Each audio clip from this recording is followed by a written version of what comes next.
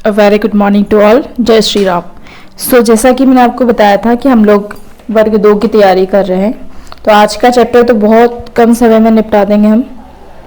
Okay, ये हमारा third chapter है। और देखिए, वर्ग 2 की तैयारी कर रहे हैं। मैं आपको एक बार और फिर से बता दूं, हम लोग फिलहाल एनसीईआरटी ख़त्म कर लेंगे बहुत जल्दी। ठीक है, अभी हम 7th क्लास की एनसीईआरटी को उठा रहे हैं और थ्योरी को बिल्कुल नहीं पढ़ रहे। हम लोग केवल फैक्ट्स पे बात कर रहे हैं, जिससे क्या होगा, हमारा एनसीईआरटी भी कवर हो जाएगा, प्लस में हमारे फैक्ट्स भी क्लियर हो जाएंगे। ठीक है, तो इसके जो टॉपिक्स वगैरह हैं उनको आज मैंने पॉइंट्स में लिख लिया है, ताकि आपका समय भी ज़्यादा खराब ना हो। ठीक है, प्लस में ये वर्ग 2 के साथ साथ जो शिक्षक पढ़ा रहे हैं उनके लिए भी उपयोगी है, बिकॉज इसमें आपका जो कंटेंट है वो पूरा क्लियर कर दिया गया है, जो मेन चीज़ उसमें बताई गई है। ठीक है, तो इसको आप एक बार देख लेंगे तो आपको पढ़ाने में आसानी होगी। ओके, सो स्टार्ट करते हैं। पाठ का नाम है भैया रेशों से वस्त्र तक। रेशों से वस्त्र तक। अब रेशे क्या होते हैं? रेशे जो धागे होते हैं उनको बोलते हैं। ठीक है, धागे इन द सेंस ऊन या रेशम को हम रेशा बोल सकते हैं। अब भैया वो रेशे जो जानवरों से प्राप्त होते हैं उनको बोलते हैं जांतव रेशे। क्या बोलते हैं? जांतव रेशे। याद रख लो कि जो जानवरों से प्राप्त हो रहे हैं वो होते हैं जांतव रेशे। जांतव रेशे दो प्रकार के होते हैं, एक होता है ऊन, एक होता है रेशम। आप दोनों से नोन होंगे, हाँ भाई ऊन क्या होता है, रेशम क्या होता है। ठीक है, अब इसमें एक पॉइंट और लिखा है भैया मैंने, वायु ऊष्मा की कुचालक होती है। ये यहाँ पे कैसे आ गया? इसलिए लिखा है क्योंकि जानवरों में रेशे क्यों पाए जाते हैं? क्यों पाए जाते हैं रेशे? क्योंकि जो रेशे होते हैं वो क्या धागेनुमा होते हैं, तो उनके अंदर क्या होती है, वायु आराम से चली जाती है, वायु अंदर रह लेती है। ठीक है, चूंकि वायु ऊष्मा की कुचालक होती है।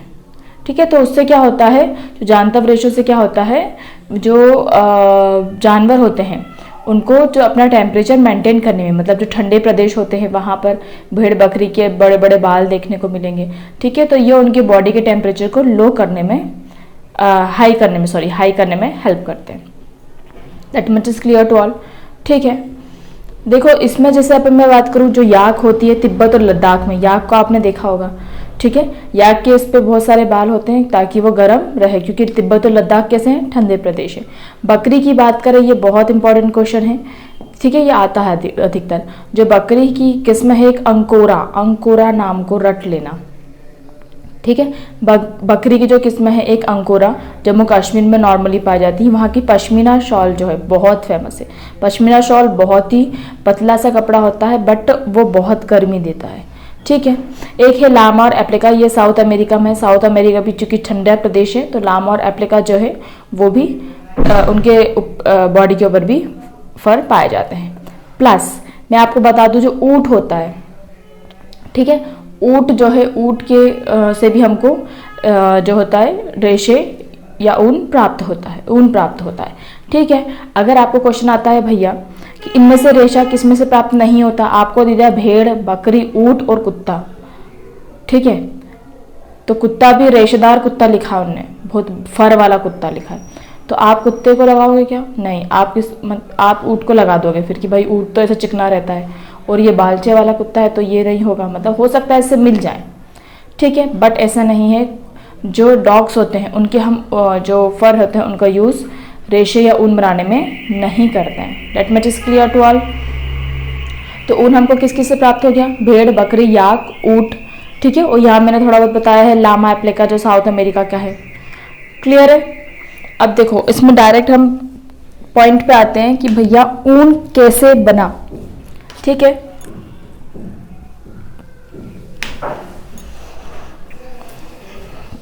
अब ऊन बनाने के लिए ऐसा तो है नहीं कि तुम चलते फिरते भेड़ों को उठाओगे और उनकी शेविंग कर दोगे, ऐसा नहीं होता है। ठीक है, तो सबसे पहले ऊन को बनाने के लिए आपको बल्क अमाउंट में भेड़ पालन करनी होगी। भेड़ पालन आपने देखा होगा, बहुत सारे जो गडरिये टाइप के रहते हैं, मतलब वो नहीं, सिर पे एक पगड़ी टाइप के, जो बंजारे, अधिकतर बंजारे जैसे दिखते हैं, राजपूत वगैरह इस टाइप से रहते हैं वो लोग, धोती कुर्ता पहन के। तो वो लोग क्या करते हैं, बल्क में भेड़ पालन करते हैं। क्लियर है? अब भेड़ पालन भाई उनका जो चारा वगैरह होता है, जो भी उनका खाना पीना है उनको खिलाते हैं, कुल मिला के उनको पाला जाता है, जैसे कि आप घर में एक जानवर को पालते हो। क्लियर है? अब भैया उनके और भेड़ को बनाने के लिए प्रजनन किया जाता है। प्रजनन इसलिए किया जाता है ताकि और अच्छी क्वालिटी हमको मिल सके। अब इसमें एक वर्ड ध्यान रखना, वर्णात्मक प्रजनन। वर्णात्मक प्रजनन इसमें क्या होता है, जो नर और मादा होती है उसमें से किसी एक का जो ऊन है होता है वो अच्छी क्वालिटी का होना चाहिए।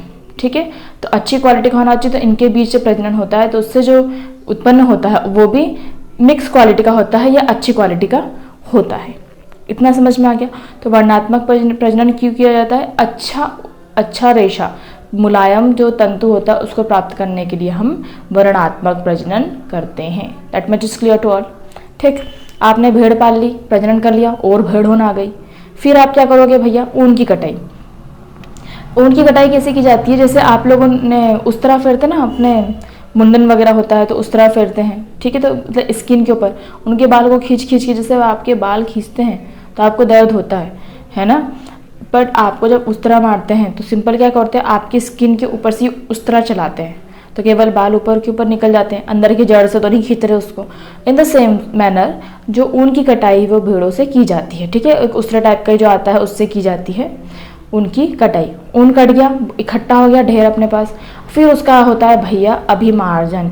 अभिमार्जन को शुद्ध हिंदी बोल रही हूँ, अपनी भाषा में बोल सकते हैं, बोलचाल में, उसकी साफ सफाई करना। ठीक है, तो अभिमार्जन में क्या करेंगे भैया, एक बड़ी सी टंकी लेते हैं, टंकी में जो भी उनको डालना हो, पानी वाली मेनली पानी ही डालते हैं और क्या डालेंगे, पानी डाल के उसको अच्छा गोल गोल घुमा लेते हैं, मतलब उसका क्या अभिमार्जन, उसकी साफ सफाई कर लेते हैं ताकि जो डस्ट वगैरह मिट्टी वगैरह होती है। ठीक है, तो भेड़ तो खूब नहा धो के तो नहीं रहती है कि खूब भाई उसके बिल्कुल साफ ही हो पूरी। ठीक है, तो उसका क्या होता है, अभिमार्जन होता है। ठीक है, फिर होती है छटाई। ठीक है, छटाई में क्या करोगे भैया, हमने उसको निकाल लिया, अब उसमें से बर की छटाई होती है। बर छटाई क्या होता है, अब बर क्या होता है, देखिए आपके स्वेटर है, आप स्वेटर को पहन के सो गए, उसके ऊपर से ये जो इसे छोटे छोटे दाने उभर के आते हैं, दैट इज कॉल्ड बर। ठीक है, वो क्या होता है, इकट्ठा हो जाता है और बर बना लेता है, तो उसमें से बर की छटाई की जाती है। ठीक है, मशीन के द्वारा की कर सकते हैं या फिर यूँ जो भी उनका इक्विपमेंट्स बनाते हैं। हाँ ठीक है, तो वो बर की छटाई होती है। देन आफ्टर ये छटाई होने के बाद ये बन गया, अब इसको कलर कर दिया, जैसे हमारा पेन तो रेड कलर का ही चल रहा है। ठीक है, तो जो भी कलर करना हो उसको कलर किया जाता है, देन उसको एक रील में उसकी रीलिंग कर दी जाती है, तो ये बन गया हमारा ऊन। क्लियर है भैया, ऊन समझ में आ गया है। अब इसमें आपको एक और चीज़ क्या याद रखना है, पहली चीज ये याद रखना है, क्या करा है, ऊन कटाई। आपको अभिमार्जन का मतलब नहीं पता होगा तो आप कहाँ भरोगे उसको। ठीक है, तो अभिमार्जन मतलब होता है साफ सफाई, तो पहला ध्यान रखना, पहले होगी ऊन कटाई, फिर होगा अभिमार्जन, फिर छटाई। छटाई नॉर्मली बर छटाई है, फिर होगी चौथी रंगाई और पांचवी होगी रीलिंग। क्लियर, तो आपको ये आ सकता है क्वेश्चन। प्लस आपको क्वेश्चन आ सकता है बकरी की किस्म अंकोरा। एक क्वेश्चन आ सकता है जो मैंने आपको पूछा कि भाई इनमें से ऊन कौन नहीं देता है, भेड़ बकरी याक, भेड़ बकरी ऊंट कुत्ता, तो आपको क्या लगाना है, कुत्ता नहीं देता है। ठीक है, अब आपको भेड़ की जो है किस्म थोड़ी बहुत याद कर लो, क्योंकि भेड़ से ही नॉर्मली ऊन लिया जाता है हम। ठीक है, इधर बकरी से लेते हैं, उधर अपने यहाँ भेड़ से लेते हैं। अब भेड़ की किस्म कौन कौन सी, लोही नाली, साथ में याद कर लो, लोही नाली, लोही नाली, लोही नारी, रामपुर बुशायर, रामपुर बुशायर, और ये तीनों को साथ में कर लो, भाखरवाली, मारवाड़ी, पाटनवाड़ी, भाखरवाली मारवाड़ी पाटनवाड़ी। ये बाखरवाल है पर बाली कर लो ना याद करने के हिसाब से। ठीक है, तो बाखरवाली, मारवाड़ी, पाटनवाड़ी, ये सब कौन है, भेड़ की किस्म है। आपसे पूछ लेगा, मतलब आपको क्वेश्चन दे देगा कि भाई इसमें से बकरी की किस्म कौन सी है, एक अंकुरा देगा, 3 भेड़ की दे देगा, तो यू शुड नो कि पता होना चाहिए आपको कि बकरी की किस्म है अंकुरा। पश्मीना शॉल किससे बनती है, बकरी की किस्म अंकोरा से। ठीक है, अंकोरा ऊन से। हो गया अपना ये खत्म, ऊन की बात खत्म हो गई। ठीक है, अब अपन आ जाते हैं भाई रेशम पे। अब रेशम जो है कृत्रिम रेशम भी होता है। ठीक है, बट हियर हम लोग क्या बात करेंगे, सिर्फ रेशम जो कि हमें नेचुरली मिलता है। नेचुरली मतलब जो हमें जानवर से मिलता है। ठीक है, जानवर इसमें कौन है, रेशम कीट है। ठीक है, कौन है, रेशम कीट। तो रेशम कीट के जो पालन होता है, ये क्वेश्चन बहुत आता है, ठीक है, कुछ कुछ तो ऐसे होते हैं इनके फेवरेट क्वेश्चन होते हैं, जैसे अंगूर की खेती को क्या बोलते हैं, विटीकल्चर। ठीक है, तो रेशम कीट का जो पालन होता है वो होता है सेरिकल्चर, ये क्वेश्चन भी आता है। ठीक, अब मैं आपको बताती हूँ रेशम कीट का पालन कैसे किया जाता है। रेशम कीट भी तितली जैसे ही रहते हैं। ठीक है, तितली का आपको पता है भैया, जो तितली होती है, ठीक है, मान लीजिए तितली है, ठीक है, मान लो कीड़े जैसी दिख रही है पर तितली है। ठीक है, आपको पता है जो तितली होती है वो बचपन में क्या रहती है, कैटरपिलर ही रहती है ना, और कैटरपिलर के बाद वो ककून बनाती है और तितली बनती है। इतना शायद आपने कहानियों में भी सुना होगा कि जो इल्लियाँ रहती हैं वही क्या होती हैं, बड़ी होकर तितली बनती है। ठीक है, वयस्क बोल सकते हैं उनको। ठीक है, तो होता क्या करते हैं इसमें, रेशम कीट या रेशम पालन कैसे किया जाता है। रेशम कीट पालन हमने ली भैया एक मादा रेशम कीट। ठीक है, जो मादा रेशम कीट है, मैं फिर से तितली बनाना चाहूँगी। ओहो, ठीक है, ये तितली हम बनाएंगे ऐसा ऐसा, पहले से ठीक बनी ना। ठीक है, ये है मादा रेशम कीट। मादा रेशम कीट ने सैकड़ों अंडे दिए हैं। ठीक है, अब उन अंडों को हम इकट्ठा करते हैं पेपर में, कहीं जो उसने अंडे दिए हैं पत्ती पे, पत्तियों के नीचे वगैरह देते हैं ये लोग अंडे, तो छोटे छोटे छोटे दिखते हैं। तो ये पत्ती, इसको हम इकट्ठा करते हैं और एक सामान्य ताप और आर्द्रता जिस पे ये पनप पाए, वो ताप और आर्द्रता में इसको रखते हैं।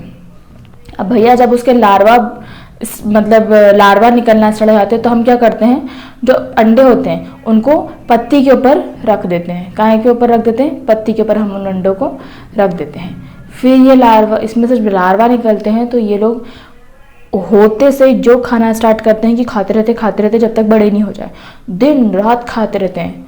ठीक है, तो ये क्या है, भयंकर तरीके की भुक्कड़ है। तो लार्वा क्या करते हैं, पत्ती खाते हैं, पत्ती खा के ये साइज में क्या होते हैं, बड़े हो जाते हैं। ठीक है, अब साइज में बड़े हो जाते हैं, अब वो कुछ नहीं खा सकते, पेट पूरा फुल है भैया, तो जब साइज में बड़े हो जाते हैं तब वो क्या करते हैं, उनको जब खाना बंद कर देते कुल मिलाकर, तब उनको एक बांस की ट्रे में रख देते हैं पत्ती सहित। जैसे ये पत्ती है, टहनी है, ठीक है, तो ये पत्ती सहित जब इसमें बड़े बड़े हो गए तो अपन उनको बांस की ट्रे में रख दिया। फिर वो लोग क्या करते हैं, चलते फिरते बांस की जो ट्रे होती है उस पर ऐसे चिपक जाते हैं और अपनी जो गर्दन होती है, अपनी गर्दन को यू 80% ऐसे घुमाते हैं।